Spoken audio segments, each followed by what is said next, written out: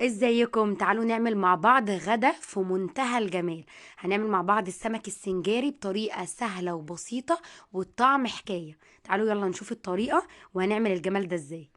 اول حاجة معايا طماطميتين، تمام كده، ومعايا 6 ليمونات معصورين، ومعايا بابريكا وكمون وبهارات سمك، ومعايا كزبرة وملح، معايا كمان معلقتين من الصلصة، ومعايا معلقتين من المستردة راس توم مفرومة، وحزمة بقدونس واخدين الورق بس.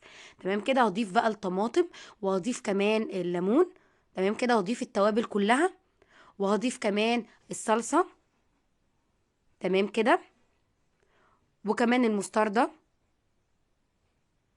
عايزه اقول لكم الخلطه دي تحفه تحفه يا جماعه، تعجبكم جدا، جربوها. وهضيف كمان راس الثوم المفرومه، وهضيف البقدونس. تمام كده. في فلفل حامي ممكن ان انتوا تضيفوه، لكن انا مش هضيفه دلوقتي خالص. مش حابه ان انا اضيفه. وهضيف هريسه الفلفل الاحمر.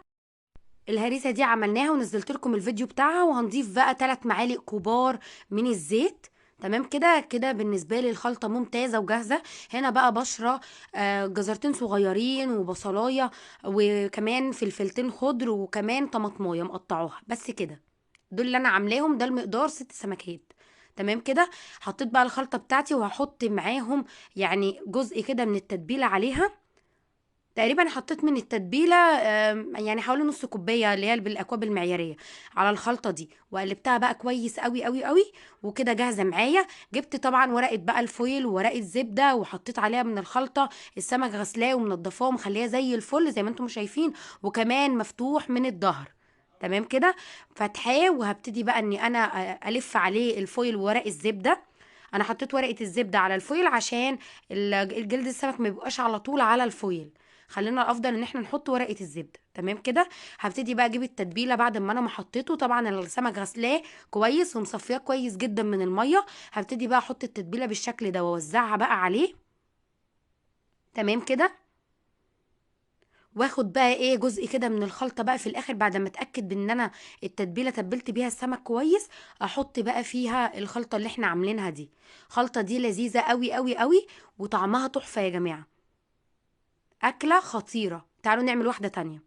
بنجيب برضو ورقة فويل وورقة زبدة، وبحط جزء بسيط من الخلطة، واروح كمان لفة عليهم برمان بالشكل ده كده من الجناب. تمام، على سمكة الفويل والورق الزبدة، واقفلهم كويس. وبعدين انزل بقى بالتتبيلة واوزعها كويس قوي. تمام كده. واحط بقى ايه جزء من الخلطة في كل سمكة. هعمل كده. والسمكة طبعا لو عايزينها سبايسي قوي هحط في واحدة فيهم فلفل حامي. تقدروا كمان مع الحشوة. لكن انا يعني قدمت لكم السبايسي ده اختياري يا جماعة. اللي عايز يضيف فلفل حامي في الخلطة دي يضيفها، مفيش اي مشكلة. وعايزة اقول لكم ان خلطة السمك تحفة.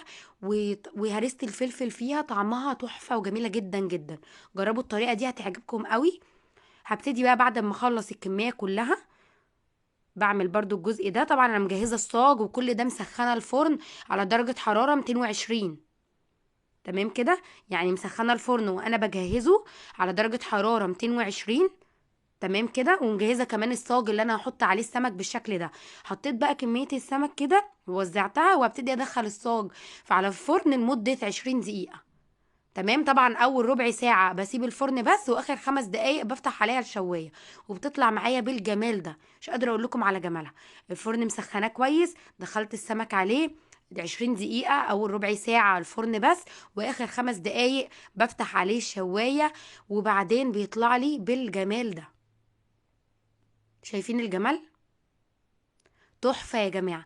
أحلى سمك سنجاري كلته بصراحة. جميل جدا. هتعمليه في البيت بكل سهولة. طعمه حلو قوي قوي، وأحلى سمك سنجاري هتاكليه فعلا.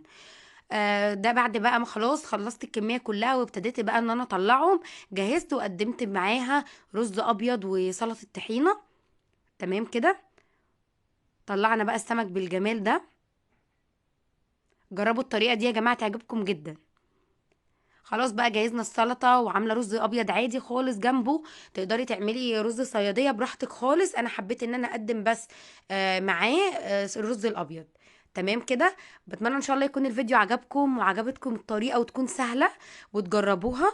انتظروني ان شاء الله في فيديو جديد، وصفه جديده. باي باي، وانتظروني ان شاء الله في فيديو جديد. باي.